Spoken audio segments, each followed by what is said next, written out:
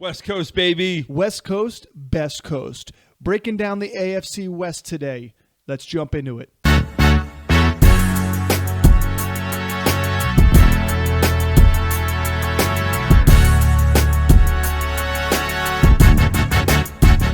And welcome back to the Standard Fantasy Football Podcast. I'm your host, Jono. And I'm your host, Chris. And we are back at it again with the AFC West, talking about the Super Bowl champions and the scrub Chargers in between, and everyone in between. Yeah, the sandwich that people didn't like to have players in their lineups for. Yeah. This was an ugly division for all parties because even the Chiefs were unpredictable at times. The Chiefs were really unpredictable last year. Mahomes on the low end. Yeah. Kelsey on the low end. That's going to change this year. Yeah. But I do, we're going to start, we've always done it worst to first. So we're going to start with the Los Angeles Chargers, who were the worst team in the division last year. They had a slew of injuries all across their lineup. I mean, you're going from Mike Williams early in the season to offensive to Joey Bosa, who's always hurt anyway. Herbert with his finger, Eckler with his ankle, like you name it, everybody was hurt last year at one point. But this is a team ever since Herbert. Even Palmer got hurt. Yeah, this is a team ever since Herbert's come into the league has been wildly inconsistent. And I know the coaching, there's obviously the biggest thing that's happened to the Chargers is the coaching change with John Harbaugh. And coordinator change too. Of course. Both coaching change. But yes, yeah. Just a complete coaching change. Gutted. And I think it's going to do really well for the team, but I think it's going to change from what we've seen the team do the last couple of years with Justin Herbert, is be pass-first offense. Now, you had just, other than Keenan Allen, who every year just seems to be a guy that you don't want to draft, but you should draft because he's going to be a 1,000-yard receiver, probably going to be an 8 to 10 touchdown guy. He's the only guy that really was consistent the entire season. Even Eckler being drafted in the top 5 spot last year was awful. I mean, I know he had his ankle injury early in the season. He had a really good first 3 weeks of the season. Was looking to get back on track. Injures his ankle, misses 4 or 5 weeks for that, comes back and is just not the same the rest of the season. Well, listen, let me just go back and mention. I know you're going to do some defensive maneuvers because you drafted him last year. Well, no, but I just want to put this out there. He was RB3 week 1, put up 22 points. It was unbelievable. We were like, yes, this is why we drafted him.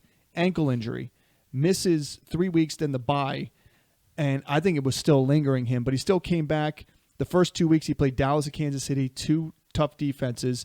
They looked bad, but then he was RB7, RB4, RB6 in 3 weeks in a row. And at that point, you then had the Herbert injury, where this offense then went from being under center, better running for Eckler, better for play action, to being in shotgun only, and then Eckler was meeting defenders in the backfield left and right. So, like, part of it, like, he only had one more top 10 finish after that, and it was against Denver week 14 as the 10. Well, so I think that was part of it, and then his carries went down. I think that ankle injury hurt him, but he's also older. I mean, again, it was a risk you took in the top 3. It didn't pay off.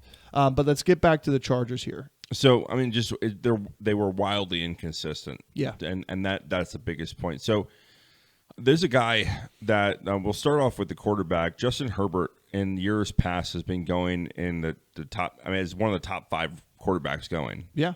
Now he's got the talent. Now you're getting him in the 12th round, which 11th is round. Unbelievable. He's one of the better value quarterbacks to go ahead and draft. If you're going to fade the top end quarterbacks, he's one of the guys that I wouldn't be afraid to fade and then hit later in the draft.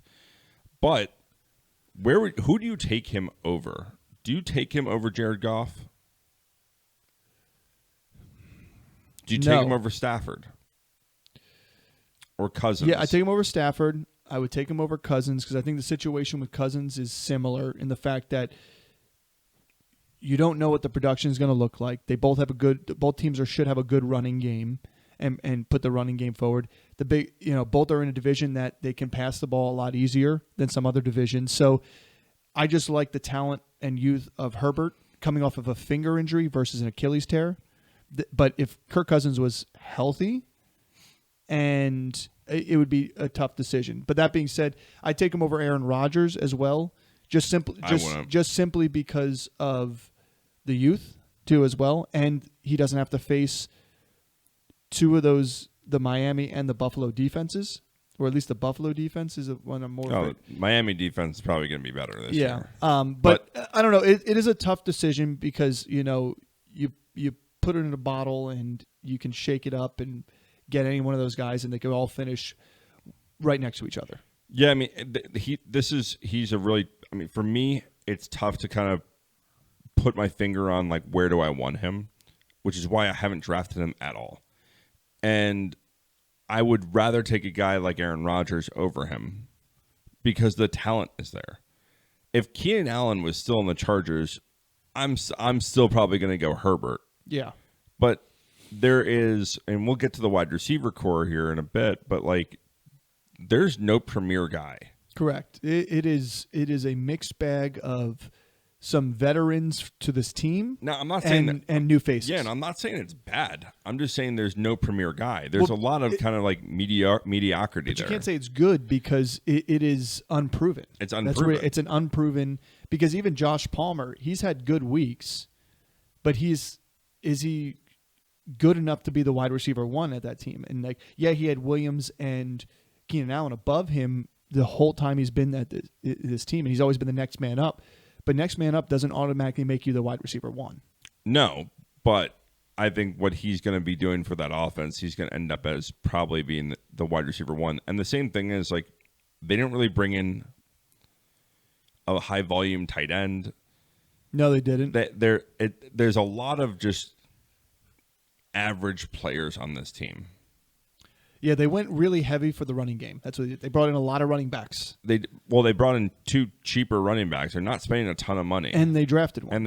So that's what I'm saying. They brought in more running backs than receivers and pass catchers. They brought in offensive linemen as well, include drafting the best one, and could be one of the best since we've seen Orlando Pace back in the day. Yeah, I mean, Joe Alt is great, and he's gonna be great there. And I know it's surprised a lot of people based on how many needs that they had, but they're doing things the right way. You build from the line out. All right, you don't build the opposite way.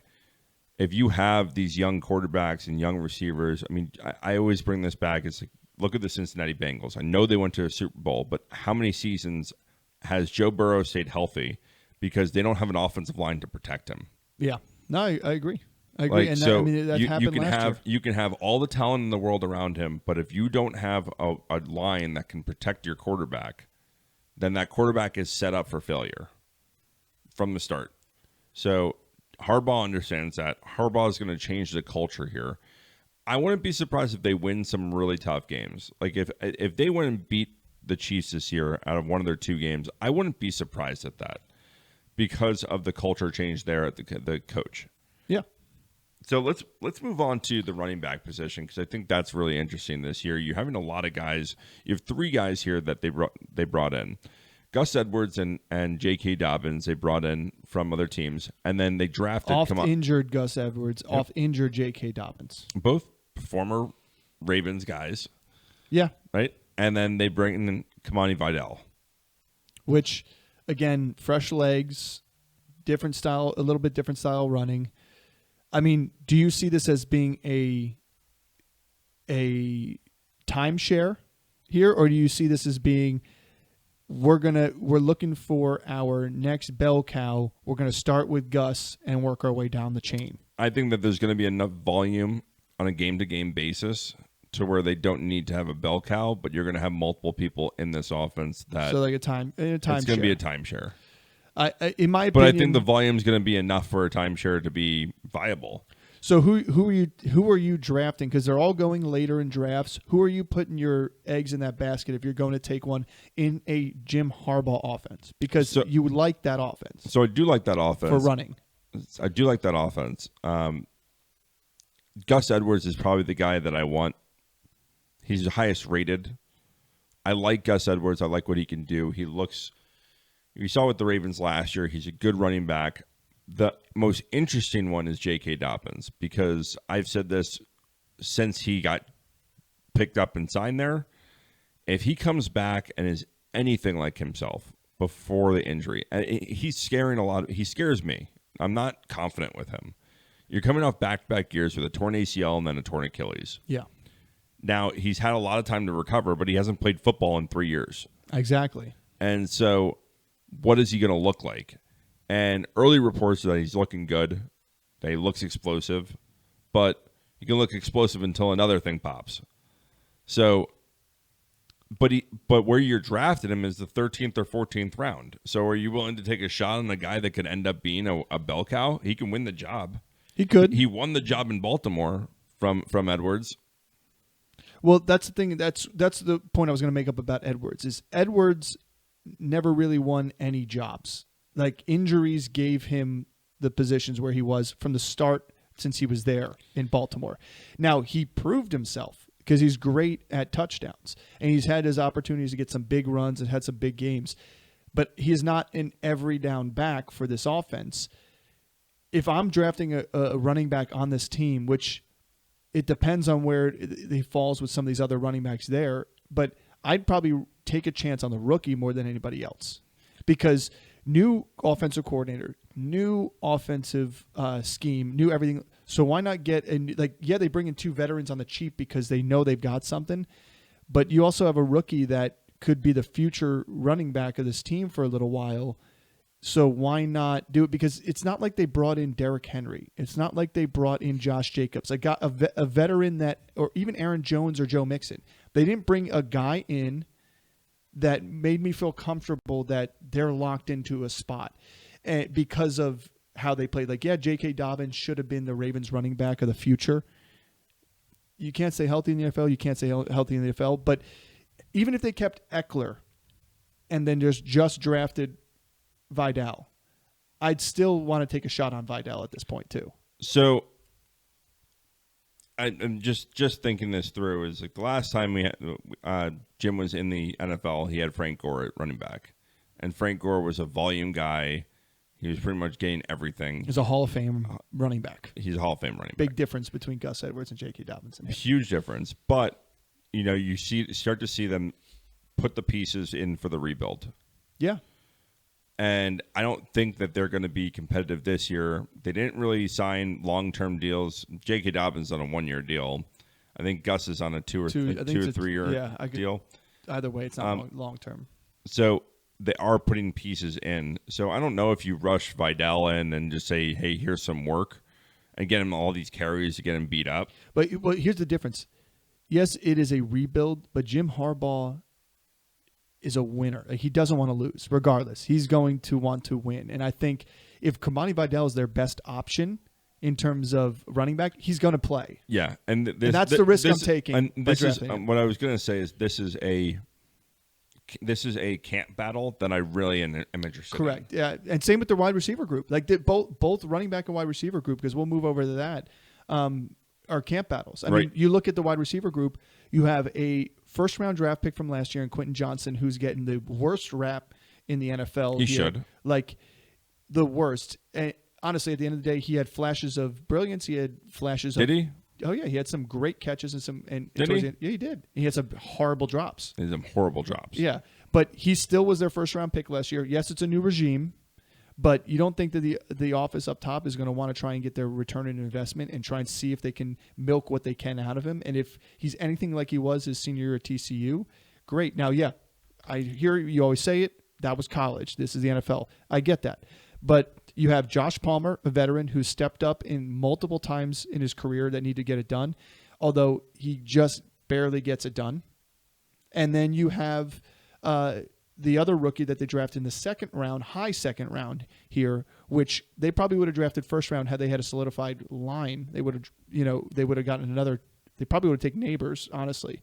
But you get Ladd McConkey, who comes from a Georgia pedigree where he's done it as the main receiver there. He is a route running specialist, creates the separation you're looking for. He's got, like you had in Keenan Allen. I think everybody, obviously ADPs, everybody's drafting McConkey first. And as you should, because the opportunity and the projection is there. But again, he may not be the number one. Maybe he has the most targets but most targets doesn't always give you the most volume. It gives you opportunity for the best yardage, for the best touchdowns. But I agree.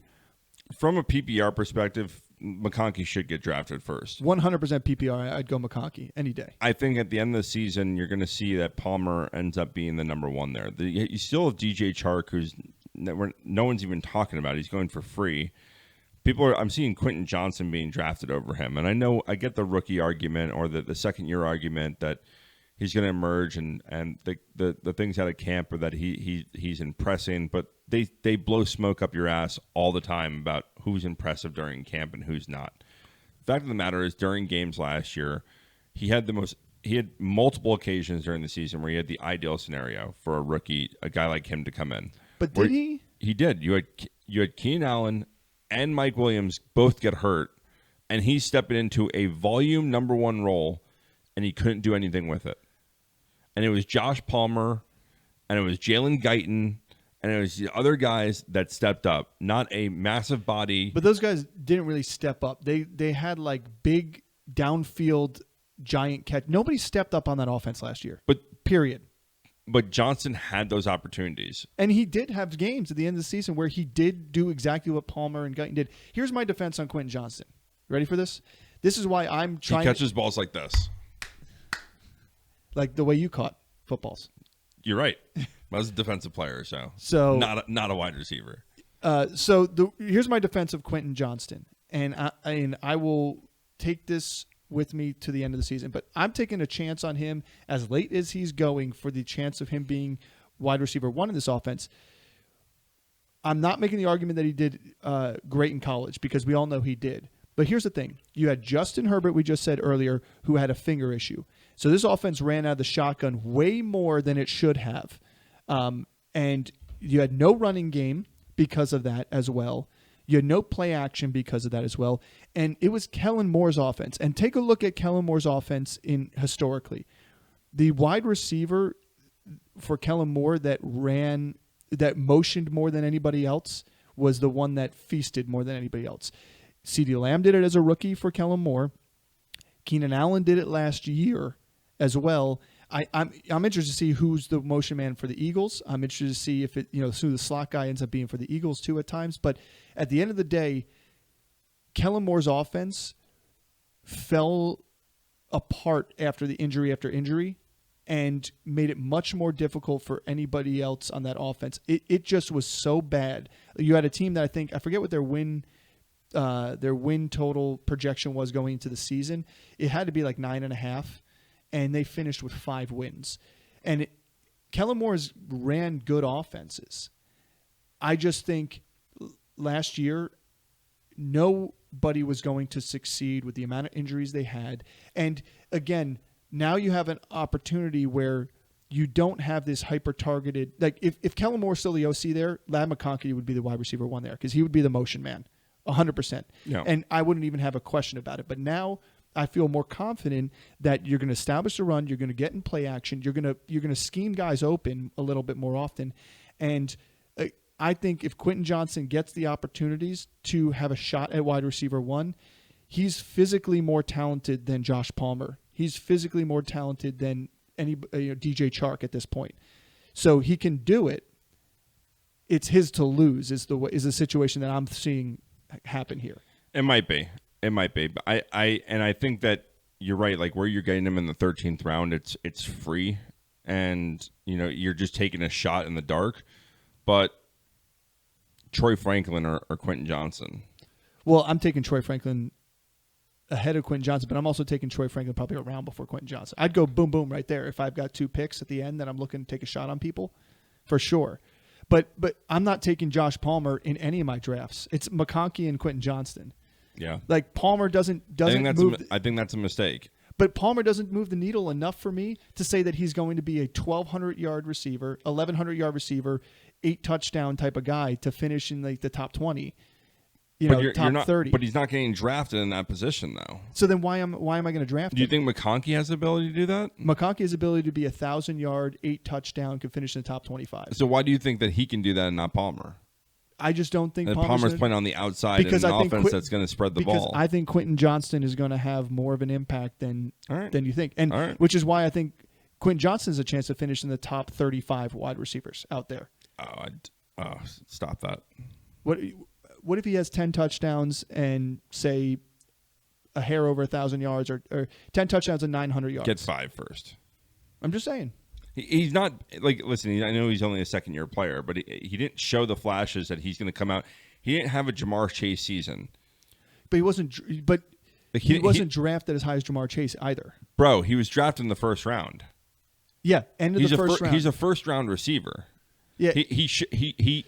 Let's talk about the first-round receivers from that year versus the first-round receivers from this year. Highly different. Like if those guys were in this year's draft, they're second-round. Zay picks. Flowers, Jordan Addison, JSN. They're all second-round picks. I think maybe Addison you can argue, and maybe JSN would be at the end of the draft again. But Quentin Johnson and Zay Flowers, I think, go down further than that. That's what I think. I just think that the receivers there, people needed a receiver. You had guys that flashed, and I think. I mean, there were only 3 receivers really that were elite guys this year that got drafted in the top 10 picks. Yeah, but I'm just saying because of that, they get pushed down. No receivers were drafted in the top 10 picks last year. It was all in the 20s. It was 20, 21, 22, more 23. Defensive players, offensive line. Again, but different structures of the draft. But if they were the talent of these guys this year, they would have gone in the top 15 picks. I'm just saying, he still went in the first round. Correct. But I think, again... To a team that didn't necessarily need a wide receiver either. Well, I think they were getting ready to get rid of Mike Williams. But, yeah, I mean, Denver last year, 91 yards on 3 catches. You know, why you drafted him. You know, you get a touchdown the next week on 2 catches against Vegas. So, like, I just... So you're listing games where he's had 5 catches in those 2 games that you hand-picked out. They were back-to-back games. Okay, back-to-back. End of the season, 5 catches, 100 yards, and a touchdown in 2 games. So I'm not saying he's breaking into your starting lineup right now, but I'm just saying, look at like that number right there is not a bad. I'm going to agree to disagree. You can go ahead. And and a guy that I drafted him in the late rounds last year. I think I drafted him in the 11th or 12th round last year, and then followed up with Tank Dell in the 14th. Like, there are guys that I like better than Quentin Johnson. There are guys this year I like better than Quentin Johnson. I don't see him on any one of my lineup. Correct. But I'm just saying where you can get him is worth taking a flyer because there's just too many question marks in his offense. And I don't think even a camp battle may give you a little insight, but it may not see where the season finishes either. Yeah. So we'll quick touch tight end before we take a quick break and move on to the Broncos. But tight end wise here, you had a change. Everett was a big time receiving tight end here. They bring in Disley, who is kind of a hybrid. He does receive, and he's been able to do it in Seattle in the past and other places. However, he is also a great blocker.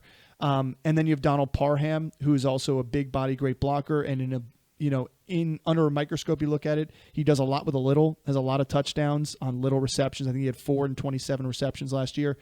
I'm not taking any of these guys right now, just because neither of them are going to be a week-to-week guy that's going to be like, yeah, I'm guaranteeing myself 70 yards from this tight end and maybe a touchdown. Like, there's other guys that I'm willing to take a shot on. Yeah, they're not.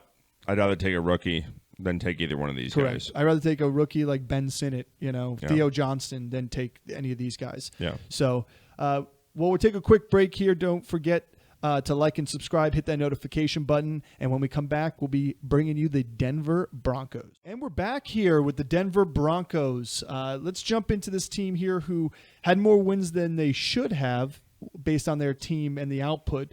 Russell Wilson, I think, willed them to some victories when they shouldn't have. Some late game defense.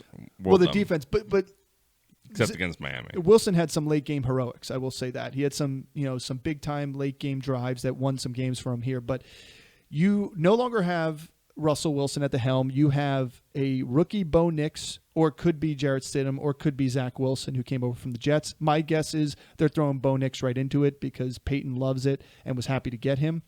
So we don't. In terms of Bo Nix, this quarterback situation, even if Bo Nix is a starter, if you're in a rookie draft for Dynasty, take a chance on him. If you're in a massive keeper league and want to take a chance on somebody, maybe. But I am not advising to draft him at all. He is an older quarterback. He's had a lot of experience, so he has the opportunity to succeed with Sean Payton, which I do like. However, it's not going to be this year. Yeah, I think they're going to be the worst team in this division. Yeah, I think they're going to go from an 8-win team to a 5-win team. I think that there's just too many question marks. There's pieces that I like on this team. I think this offense is going to look better, but I think that the Chargers are going to be better than they were last year. Absolutely. And the Raiders are going to be better than what they were last year, and the Chiefs are the Chiefs. So the Broncos, I think, are going to be the one that take a step down. Well, let's talk about the running backs. You got Javonte Williams coming back, finally another year removed from the ACL, that's the time you want to try and jump on these running backs after they have a mediocre year following an ACL tear. And now that you should see them get back to their increased volume, increased production. You have Jaleel McLaughlin there, Samaje Perine, and the rookie Audric Estime, which I don't know how the media, these beat writers, are all of a sudden blowing smoke up Estime's ass here, saying that, he looks great in camp. He's going to be the guy, Javonte Williams is on the bubble as possibly being a cut candidate. Meanwhile, then you hear that he's taking snaps with every snap with the first round or the first team offense. Yeah. Be patient, wait through camp, let this happen. Hopefully your league is waiting to draft after camp's over, etc. But Javonte Williams is a fantastic running back. He's a guy that he's proven he can do it. Last year, nobody could run on this offense.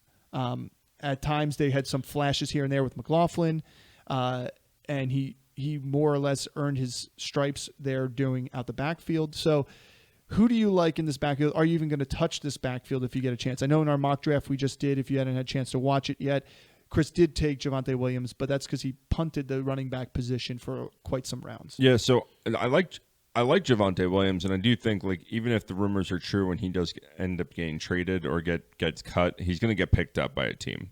And he's good enough to get picked up. A lot of people, I agree with you, a lot of people are going to crap on his efficiency from last year. Just throw last year out, A, because he was recovering from an ACL injury, and B, because this team couldn't run the ball. At all. And you're going to say, oh, well, McLaughlin had really good games running the ball. Yes, he's a scat back. He got open in space and broke the huge plays. That's not the game of Javonte Williams. Javonte Williams does, even going back to college, he functions really well as a split back.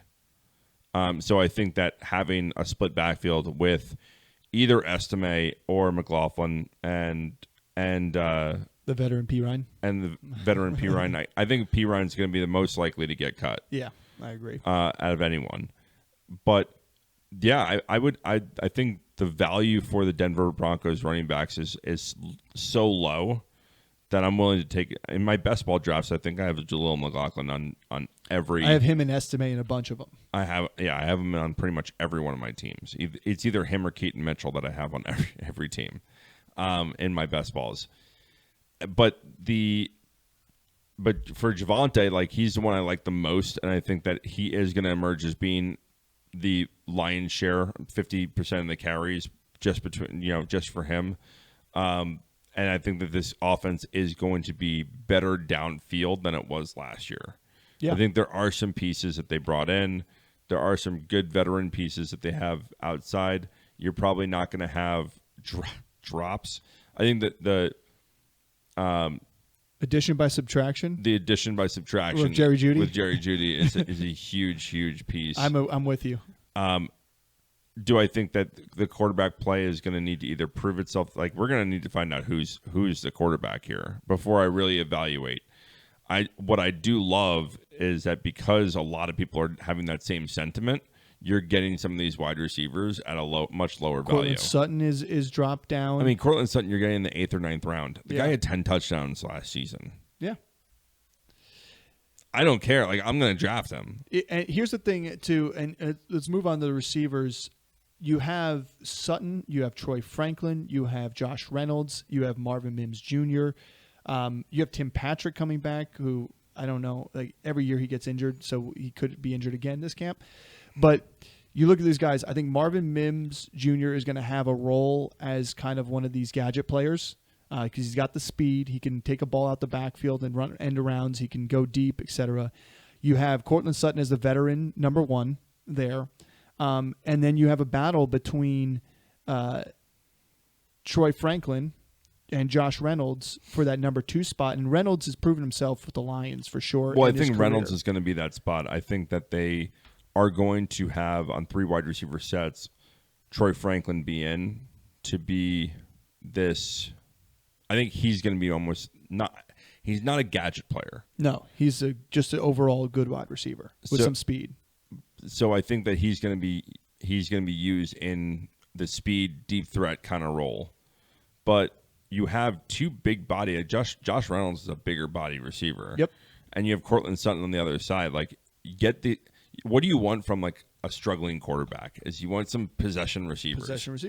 And they got those. So I think that Cortland Sutton and Reynolds talking about Reynolds is he's free. In redraft leagues, he's not getting drafted. So he's going to start the season on the waiver wire. And yeah, Troy Franklin's getting drafted and he's not. Yes. But listen, you say big body. Troy Franklin's 6'3". He's coming. He got drafted at 180. He's going to put on some weight before he gets into the season. He's 6'3". He'll probably be playing at 185 by the start of the season. That's a big body. Like it's a little thinner. It's not 6'3", 200. We're not talking like big Kelvin Benjamin and some of these other Keon Coleman. But 6'3" over 180 is a solid receiver. But he's got the speed that Reynolds doesn't have. That's where I think this guy cream rises to the top here. Maybe. I mean, he struggled with drops in college, but the one thing I'll say for him is that the connection with Bo Nix, if Bo Nix ends up being the starter, is going to be that's the safety valve. It's the instant rapport. I think that's why they drafted him too. Maybe. And he was the best guy on the board, wide receiver at the time too. But still, it gives you not only that, but you already drafted Bo Nix. Right. So why not marry the two? There's a thought with that. I still think he's got to win the job. So if he does win the job, it's going to be interesting. If he does come and end up being the number 2 and being on the outside, I do think that it's an interesting person to draft. But we're going to kind of have to see, can he overtake Reynolds? And again, I think bigger bodied possession receivers are a young quarterback's best friend. Yeah.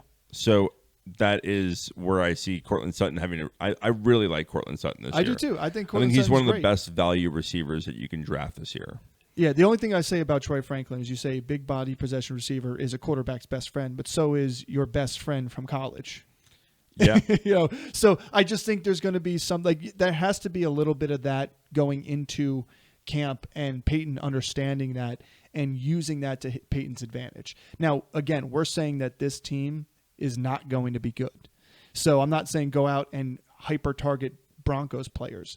But if I'm going to take a chance on a guy, it's a receiver that has a connection with his quarterback pending that Bo Nix is labeled a starter. And yeah, he may not start the first couple games as the number 2, but I already put out there my bold prediction that he ends up leading the team in receiving yards this year. Did I say receiving yards and receptions? And receptions. So I'm just saying I just think he can be hyper-targeted by Bo Nix on a week-to-week basis. Maybe not the touchdowns because I think Cortland Sutton is a red zone genius. Like the catches he made last year in the end zone were unbelievable. Yeah. And they're going to be there. So tight end-wise, another team here, just like the Chargers, not to write home about. You have Greg Dulcich here, who's and Adam Troutman. Troutman is still injured right now. He's questionable. He's got the questionable tag. He's coming off injuries. Dulcich has an opportunity here too. But again, I just don't know if I mean, you look at the tight ends in Peyton's offenses outside of Taysom Hill, traditional tight ends, they have a role. They have a role, but they've also had veteran quarterbacks throwing to them. Yeah, I don't love any of these tight ends. Again, this is like you're talking about drafting the 20th best tight end on the board. Not even. Like, these guys are deeper than that. Yeah. Usually. So like I'm not touching them. Yeah. Like I don't, unless you're in a super deep league. Like there's no reason to draft these guys. You like, can pick one of them up off waivers for a bye week. Yeah, they're bye week replacements at best. Like, you should, like, really, the top 15 rated tight ends are the only ones that should be in your sights, because some people are going to take 2 tight ends in a 12-team league. And that's fine. I'd say top 20, 18 to 20, because there are some guys that you might value over that. Like a rookie. Yeah. But again, you're taking them as your second tight end. But again, same argument here for the Chargers. I'd take rookies over these. Yeah, so, I will too. I mean, let's ride, I guess. Let's just get out of park. Let's just get out. Yeah. Let's just get out of park. Yeah. All right, we'll take a quick break. Don't forget to like and subscribe. Hit that notification button. We'll be talking about the Raiders. The Raiders. And we're back. We're back. We're going to talk about the Raiders here.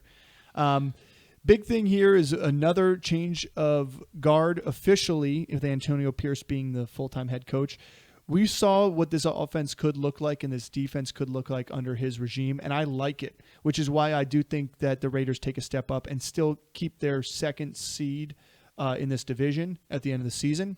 I think they'll have a little bit more wins than they did last year, maybe, or stick where they were with 8 wins. I mean, think about that one win they had against the Patriots, too, on that buffoonery play on a backwards lateral for a touchdown, and the Raiders win the game. Yep.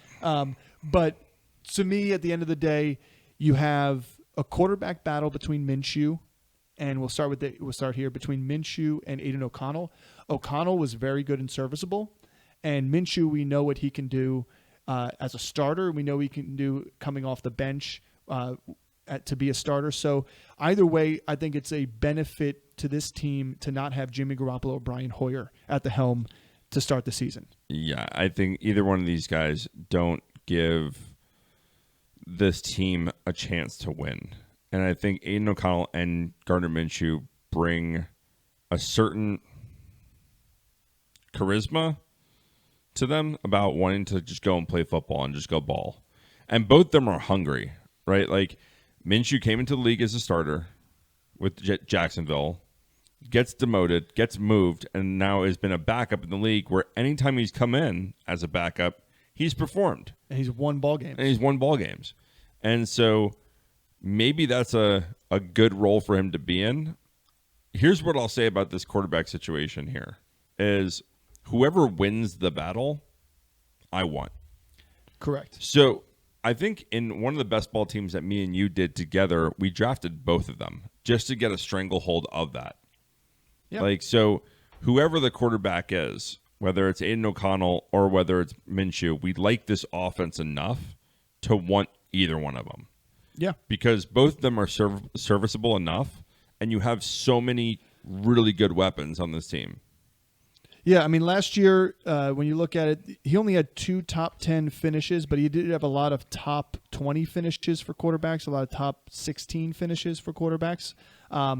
He ended up coming in pretty much as the main starter. He had one starting game against a tough Baltimore D week 3, but he was the main starter starting on week 6, primarily against Jacksonville. He ends up throwing 329 yards, 1 touchdown. He did throw 3 picks there. After that, he had a couple multi-touchdown games. He had pretty much only threw 1 interception per game after that at certain times, sometimes none. I think he's very good. To me, Minshew, I think, is the one role that I think is going to be the backup unless he beats out O'Connell. And that was kind of the talk going into camp, is it's going to be O'Connell's job. He earned it last year. He did well last year. I think he gets a seal of approval. I mean, if you have watched Netflix's Receiver, when they made the switch to bench Garoppolo and bring O'Connell in, straight up, they asked Devontae Adams and said, "Did you have a say in that?" And he goes, "Yeah, I signed off on it, if that tells you anything." So O'Connell coming in, I think, is somebody that your top receiver is going to have a say into as well. So we'll see what comes of the whole thing. But when you look at O'Connell's stats from last year, on a game-to-game basis, he really came in against the Giants in that big game.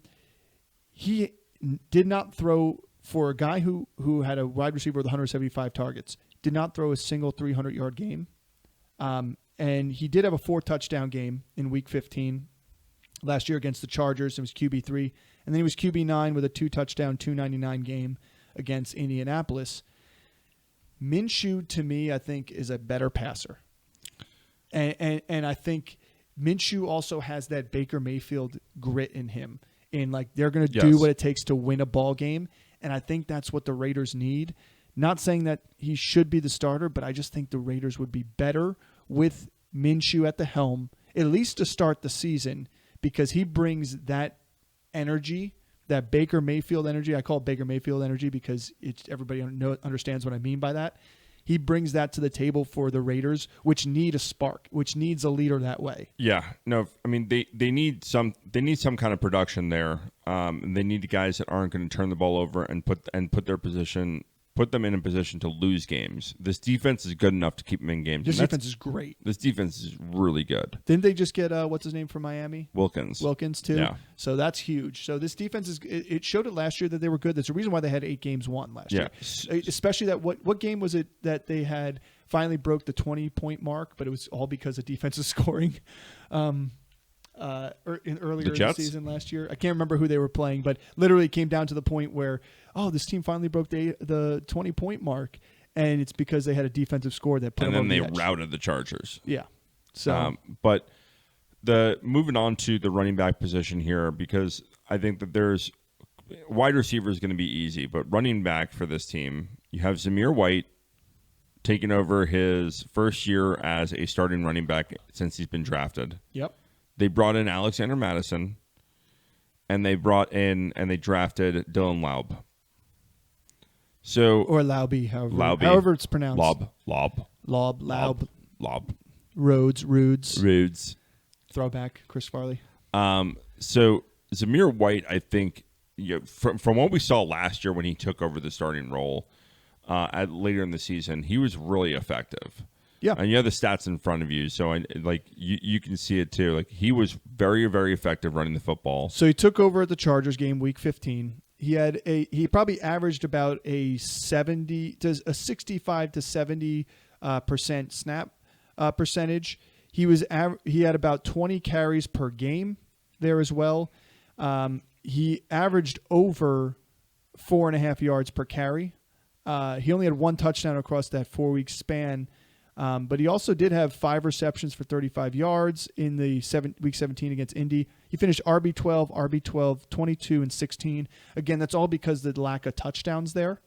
He had 200-yard games. He had a 145 against Kansas City's tough defense. And he had a 112 against Denver, which wasn't anything to write home about. In that Kansas City game, he looked absolutely fantastic. Yeah, breaking off big run. 6.6 yards per carry? Yeah, it was big run after big run in that game. I think he's going to be an absolute beast this year. He's a guy that's, from a zero running back perspective, I know the mock draft we just did, you drafted him, and he's an absolute steal on where you're getting him. He's going to win this job outright over Alexander Madison. Yeah, and I think at the end of the day, Alexander Madison hasn't done anything in his career to prove that he should get the first licks at it at all. I mean, he is a low yards per carry, which White. Let's just remind everybody, Zamir White was a 5-star running back coming out of high school. He had injuries with ACL. He went to Georgia. He split with James Cook, who we all know who James Cook in the NFL is too as well. He was a premier running back for the Bulldogs, and Cook was the more pro-ready, flashy, split back type of running back to go, and he went to a team like Buffalo. Versus Zamir White getting drafted to a team here where he sat behind a 3-down back, unfortunately, who had the same role as him. Now he's in a position where nobody on this offense has the same role as what he can bring to the table. So it's his to lose, and I don't think he's going to lose it.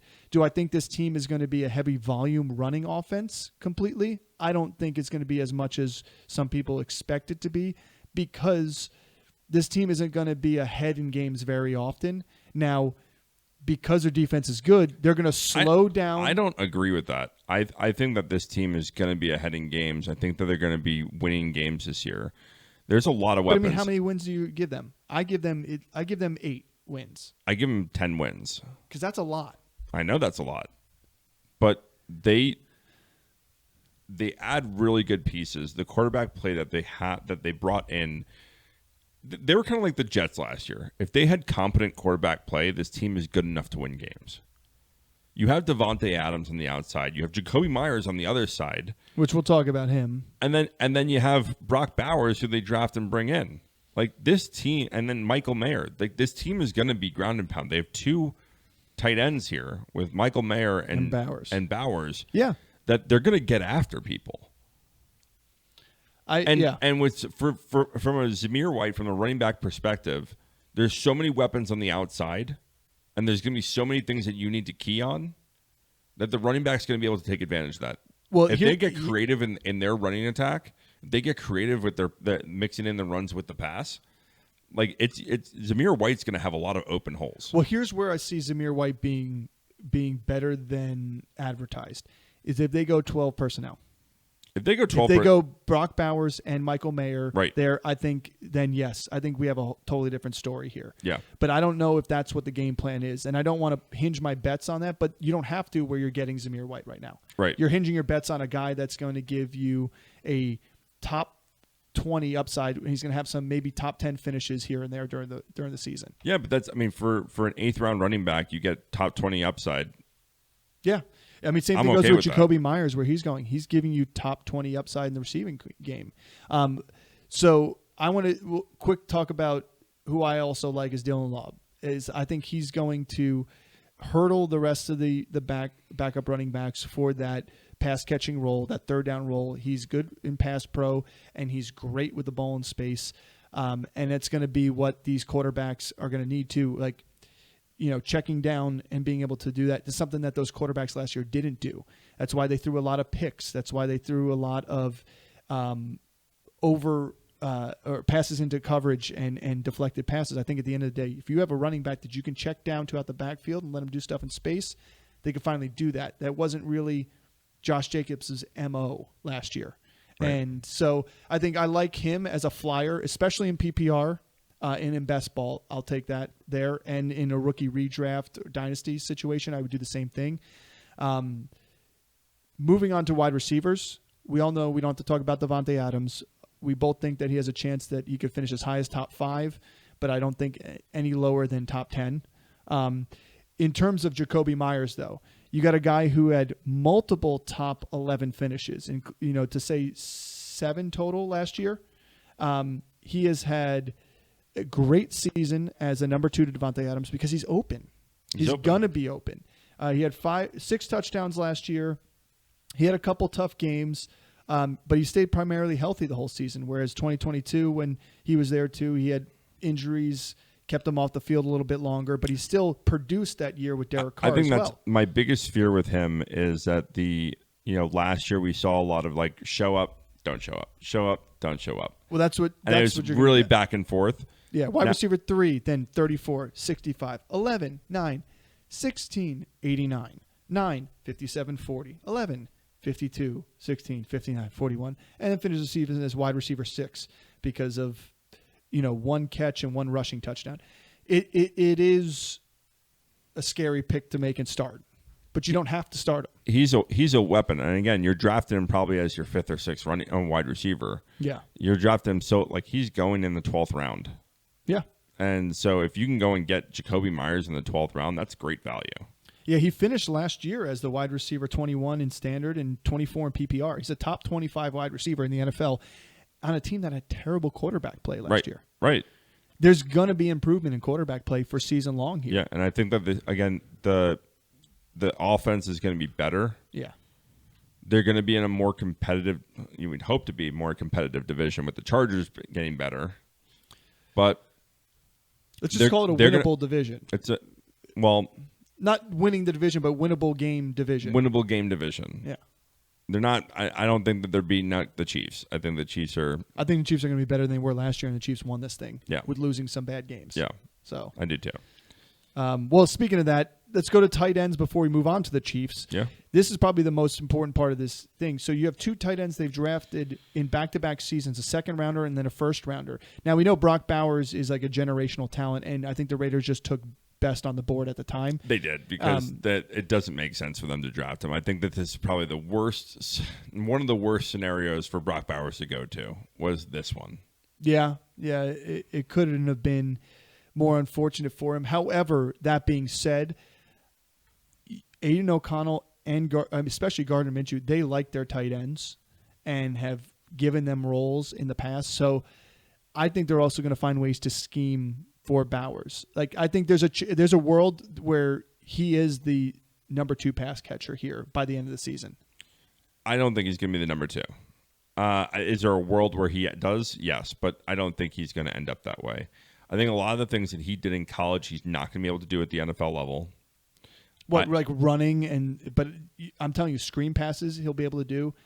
Mismatches with the linebackers he's going to be able to do. Like, look at Evan Ingram. Like, Evan Ingram's built a world in the NFL. Now he's a little faster than Bowers, but yes, Bowers can't be tackled the way, like, period. He's a problem. Again, I think that this is the NFL. I think that he's going to have more challenges for him. He played at UGA where there's a ton of weapons around him.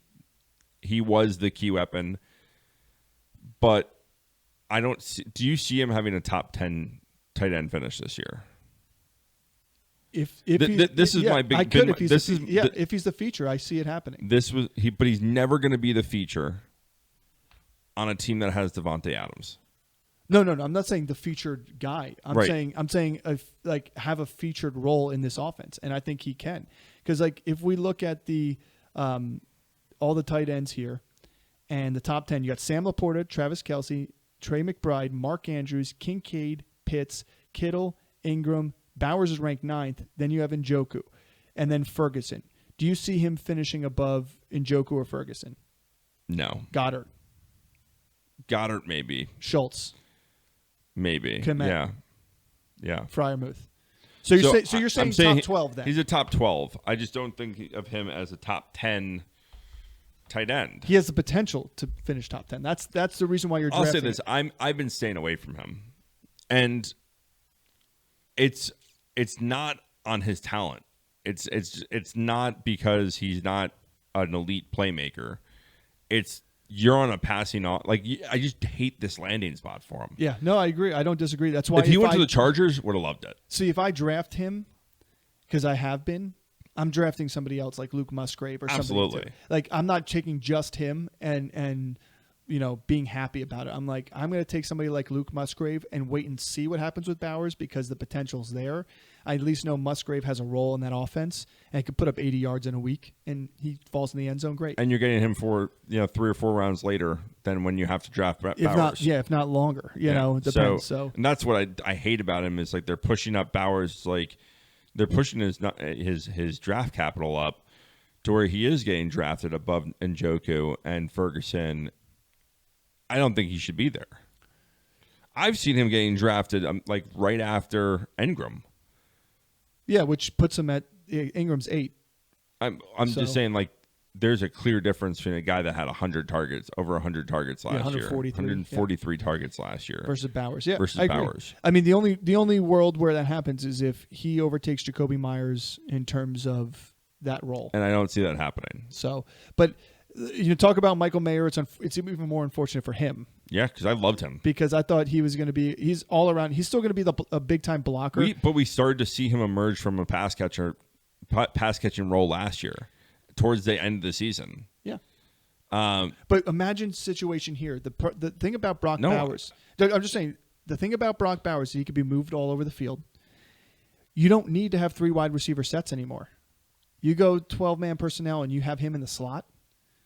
You have him be on the line, motion off the slot. Like, a lot of stuff you can do because of his talent. And they really don't have a wide receiver 3 there. This is your wide receiver 3, if not, could be your 2 on week to week, in a game to game. Yeah, I mean, basis. He's going to get usage. Yeah. He's going to get usage. I just don't know what that usage is going to be, and I don't know how his talent is going to. Because we love Kittle. We do love Kittle in an offense where he's the number 3 option. We love Kittle. He's one of 4 options. We love that offense. Yeah, we do love that offense. It's not the Raiders, but I'm just saying, you put Kittle in the same situation. Like, because you got to say that the way Brock Bowers plays, he is as hard to tackle as Kittle is. He's athletic as Kittle is. In fact, like people are saying he is a better receiving tight end than Kittle is coming out of college. So if you took Mayer and Bowers and put them together, you'd get Kittle. Well, which is why Kittle is so resourceful, is because he never leaves the field. I'm just saying, okay, but what if Bowers never leaves the field either? Is Bowers going to block? Yeah, he was a great blocker in Georgia. Is Bowers going to block an NFL defensive end and linebacker? I'm just saying, if Kittle went to the Raiders and Bowers to the Niners, okay, not talking about what Bowers would do with the Niners, but Kittle with the Raiders, do you think Kittle would, with Mayer still there, do you think Kittle is a top 10 tight end? Yes. Because I think he instantly comes in and like is the tight end on every play. But that doesn't matter. Like it doesn't matter if he sits there and blocks versus not blocks. You only get fantasy points for catching a football. I understand that, but Bowers is off the field for more. So if he's on the field for 65% of the snaps and it's all receiving snaps or majority receiving snaps, what does it matter? Because those play actions, those broken down plays, the things that Kittle's very, very, very good at, correct, is sneaking out and then having a big play off of a broken play. I don't think Bowers gets.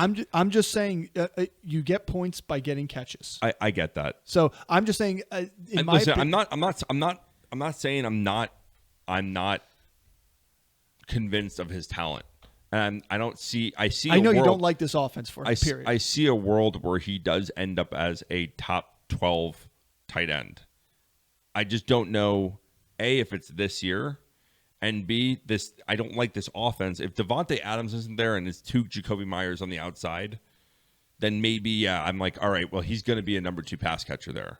But you have a guy on the other side that has 175 targets, a team that wants to run the football. Is there enough work for Jacoby Myers, for Mayer, for Bowers, for them to be a top 10 tight end? I think Mayers takes the back seat. And don't compare this to San Francisco, because it's not an offense like San Francisco. I agree. It's not the same caliber offense. But you can have multiple top 10 at their position for the San Francisco offense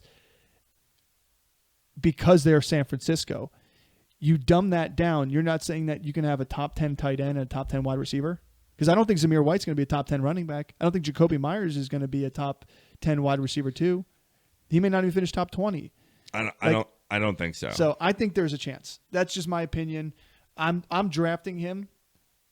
If he drops an ADP, then I would draft him. But I think his ADP is a little bit too pricey for what I want to pay. It also for depends on where I am in the draft and who's around him. That's all I'm saying. But I'd take Freiermuth over him. I would take Freiermuth with him. I would take Freiermuth with him. Yeah. But I can get Freiermuth because I think the ceiling for Bowers is higher than Freiermuth. The ceiling is. And that's why I'm drafting But I don't know Bowers. what the floor is just in this offense. Again, if he went to an offense where I know what his floor is going to be because I know he's going to get volume and I know he's going to get work, yeah, love him. Smash pick. Yeah. Right? But I don't know what his floor is going to be. I don't know how involved he's going to be because I thought Mayer last year was going to come in and get volume, and he didn't. He didn't at all. Until later in the season where he really started to come on in like the last 5 weeks of the season. With Aiden O'Connell. Right. And so, all right, well, let's conclude here with the Raiders. I know probably a little bit longer for some of you to listen to, but this is an important offense here to talk about. Let's finish up with the Chiefs. We're going to take a quick break, and we'll see you back in a second. And we're back. Final segment of our AFC West breakdown. And we're going with the champs. The champs, the Kansas City Chiefs. Let's talk about the Chiefs here. We don't have to spend a lot of time on it. I think the biggest time we're probably going to spend on anything is going to be wide receivers, and it's going to be not a ton because it's kind of written out there for you for most of it. But Pat Mahomes, top 5 quarterback, top 6 quarterback, however you want to rank him, you're taking him. I think he's going to have a better season this year than he had last year too as well. So look for him to beat out some of the people that are projected to finish ahead of him. He is more of a scrambling and rushing quarterback than people also expect him to be because he does get good chunk yardage. Not as many rushing touchdowns, but that doesn't matter. You're not going to get Josh Allen out of him, but what you are going to get is a guy who can throw for 50 touchdowns in a season. Yeah, man, we didn't see it last year, and this offense kind of changed roles last year where it was more of a run first. I think now they added more weapons. They had to be, though. That's why. But what I was going to say is Andy Reid is a fantastic coach to where like they can, if they need to adapt their entire play style, they will. Yeah. And they have the pieces on that team to be able to do that too. And that's why they won championships 2 in a row. Right. And so you go from 2 years ago to them being able to chuck the ball everywhere to last year they have no viable wide receivers. And when they did have viable wide receivers, they'd either drop the ball or have bad turnovers. Mahomes looked. He had his lowest finish of his starting career in fantasy as quarterback 8 last year. Yes. Quarterback 7 when he played 14 weeks because he had that knee injury back in 2019. He had played 14 weeks there. He was QB 7. Otherwise, he's finished first or fourth. That's it. 2 first finishes, 2 fourth finishes. I think we see him propel himself back either to one of those 2 as well. Yeah, he's going to be a top 5 quarterback this year. So, if you want to if you want to take your draft pick on him, you're going to have to spend a top 3 round pick on getting him. Josh Allen's going to be the first quarterback off the board. Seeing him mostly go towards the end of the second round and into the third round. Mahomes going shortly after him. Well, here's the wild thing for Mahomes, and I'll say on this before we go to talk about Pacheco and the running game here.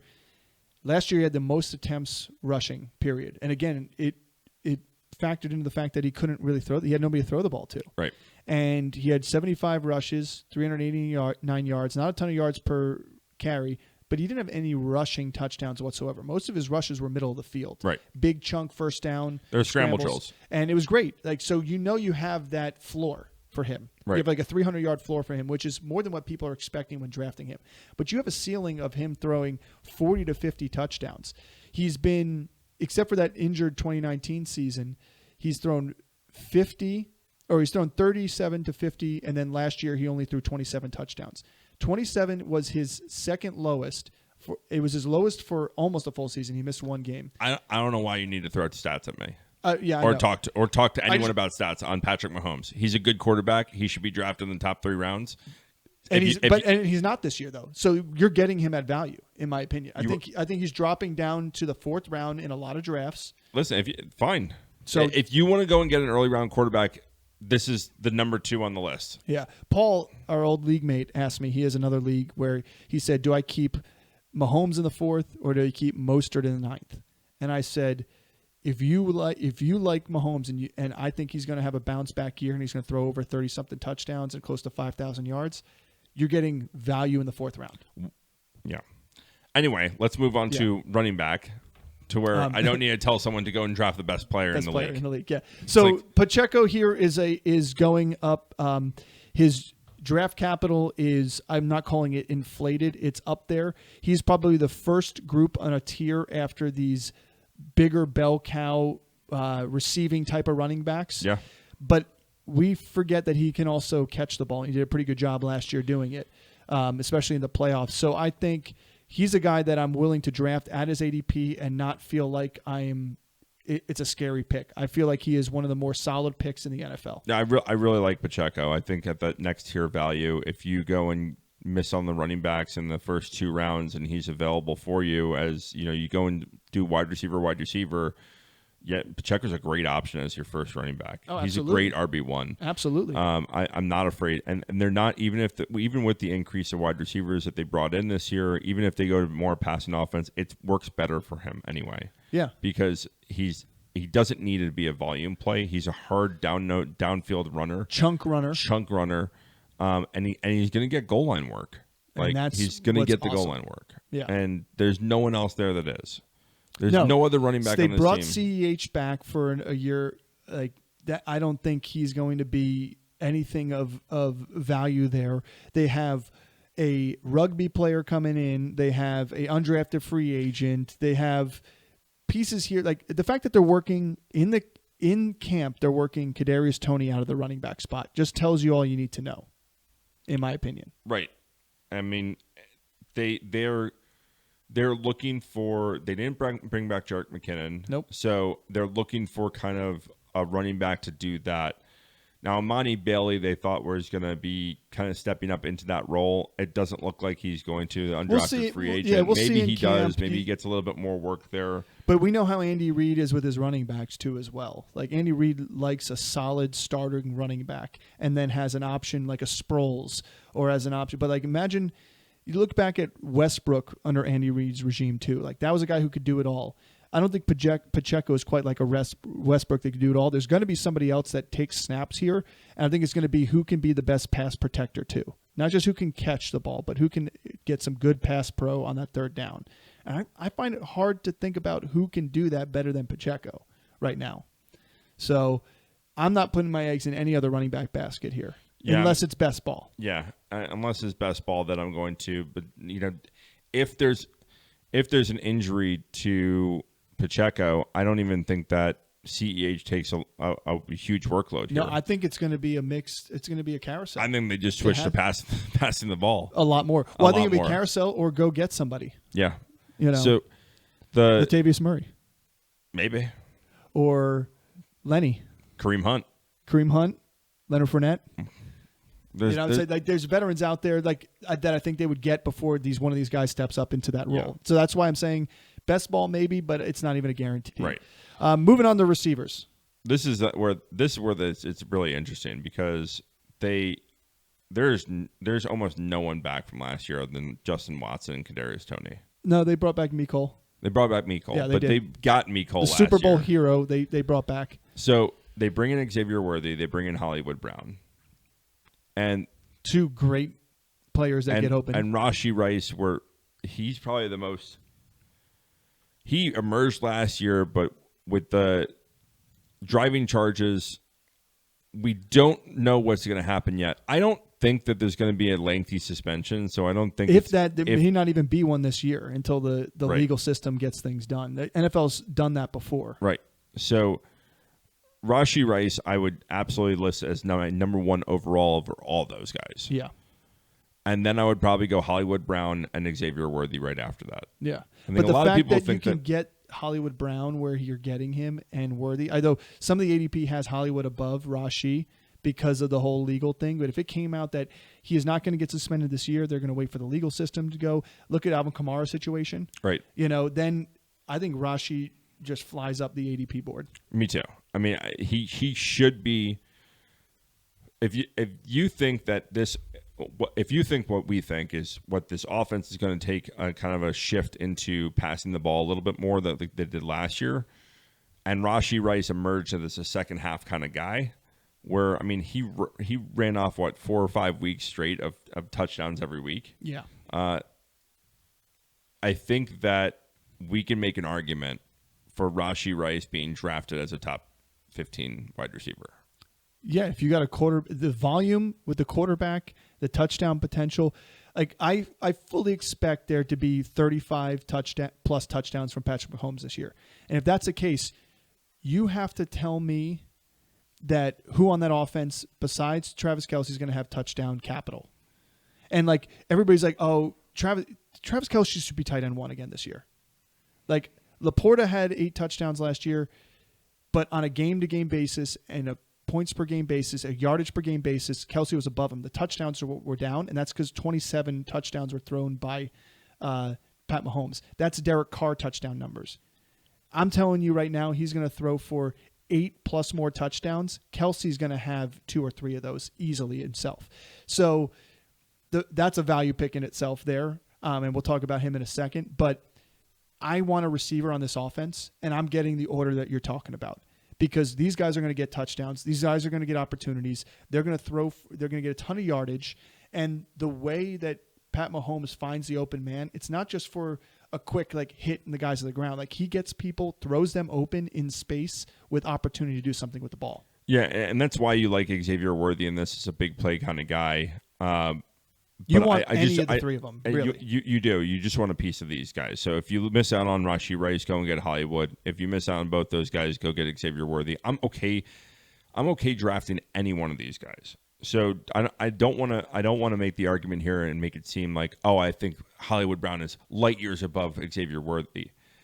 If I can get Hollywood Brown, I'm going to get Hollywood Brown. If I miss out on Hollywood Brown, I'm okay getting Xavier Worthy. and I'm okay missing out on those two as long as I have Rashee Rice. Yeah. I'm okay with missing out on all three of them if I have Travis Kelce too. Like I think like they're all four guys are pass catchers for Pat Mahomes. Yes. So this is where you're going to kind of if I would make it a priority in the draft is because none of them are going in the top 5 rounds. Kelce, but I'm wide receivers wise. Wide yes. receivers. Yeah. They're not going in the top 5 rounds. No. So you can go and get other receivers and then draft these guys as your number 3. With the potential of them being a number 2, number 1. Exactly. Yeah. And so that's where I think you can do some really interesting things if you have those guys there. For me, I have Hollywood Brown in the 8th round, which I absolutely love. Oh, and our keeper? Our keeper. Yeah. So I love that value there because where's he going normally? Where did he go in our mock draft here? That's at value. Yeah, I was gonna say it's close to the value. I think it's 7th or 8th round. So, let's see. He's going after Worthy and Rice went 7th round, right there, in our latest mock draft, which means Hollywood Brown probably went above them, and you could keep talking about Hollywood Brown. Oh yeah, he went 7th round. All three of them went 7th round. So yeah, and so I'm getting him at value there, and I'm totally okay with that. But I do want to talk about Travis Kelce here, and I think Travis. I know you want to make the argument for him being the tight end 1, and I think he's going to end up still being a top 3 tight end, but I don't see him as being the tight end 1. Okay, so I think he should be drafted as a tight end 1. Do I think he has a chance to finish outside the tight end 1 again? Yeah, he does. But here's my argument for him. But his numbers now are not reflecting of. All right, so you're telling me you're going to pass up on Devontae Adams to get Travis Kelce? Oh, I'm not going to. Right. So, but again, where he's going, but we were making the argument 2 years ago and last year that Kelce should get number 1. He should be drafted in the first round, because he's a number 1 wide receiver there. But he's not anymore. Here's my argument, and he could still finish. He could still finish as number 1. He was the number 1 wide receiver there for them last year. Yes, but on targets and a per game basis. But what I'm saying for him, where he's falling to, it's end the 2nd, early 3rd round, mid 3rd round. You're not going to have the opportunity to decide between Devontae Adams and him. Okay, Mike Evans or him. Him. Go ahead. Like that. Because Mike Evans is going 3rd round. So I should already Mike Evans is going beginning of the 3rd round. Yeah, so I'm saying if I already went running back, or went running back wide receiver, and I'm coming around the beginning of the 3rd round, and it's him there, and Laporta's already gone, I'm choosing between him, McBride, and Andrews, which honestly I like Andrews because of how far he's fallen there too. But I'm just saying where Kelce is in this situation on a per game basis, he was tight end 1 on a per game basis. And I still think he's going to be the most consistent guy there. You're not going to have those dips and valleys like you did last year. He's going to be more consistent than Laporta. He's going to be more consistent than these other guys. I really like Kelce. Kelce helped me win a championship 2 years ago. He helped me win one 3-4 years ago. So I really like having Kelce as a premier tight end on my team. That being said, we've seen over the last 4 years a dip in snap percentage. And is he still getting those the quality snaps where he's being a receiving target? Yes. But year over year, he's getting a dip in snap percentage, especially down the run. So we saw he also missed 2 games last year, by the way. That's okay. I just thought about that. There are 2 games. But the snap percentage has been dropping year in, year out. He's getting older. It makes sense. He's still extremely difficult to cover because he's a huge body. Yeah. But I just don't see. I would rather go and get Kittle. I would rather go and get Pitts.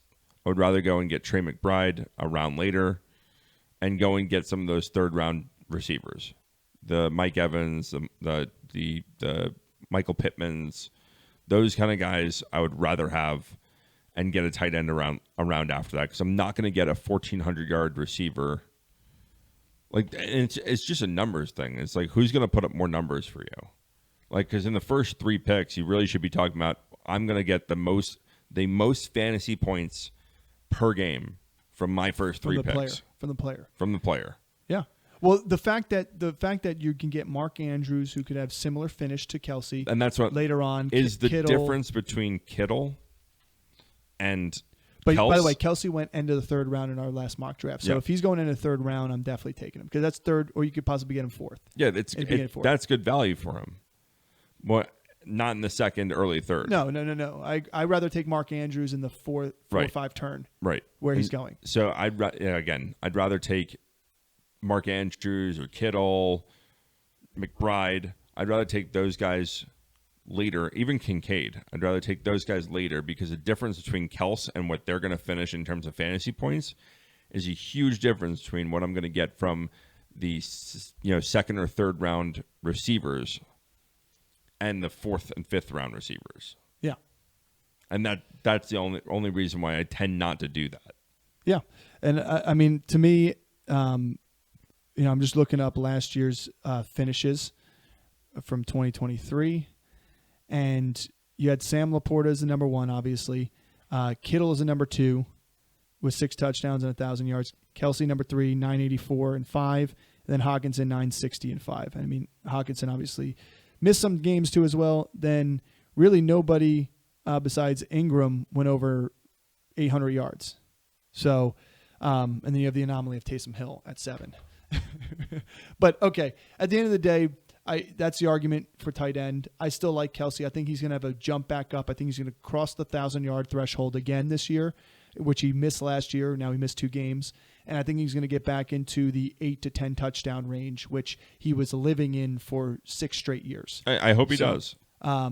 But that's it for the Kansas City Chiefs. That's it for the AFC West. We got the West Coast done. We will bring the NFC West to you guys next week, so be sure to tune in. And again, look out for us to do a mock draft with our subs here. We're going to put it out to the subscribers to get some nice mock drafting in, a 12-team mock draft during our Mockathon. Hey, and if you guys made it this far, we're still on a race for 500. So if you have not yet subscribed, go ahead, help a brother out, help some brothers out. Go ahead and subscribe. Leave a comment.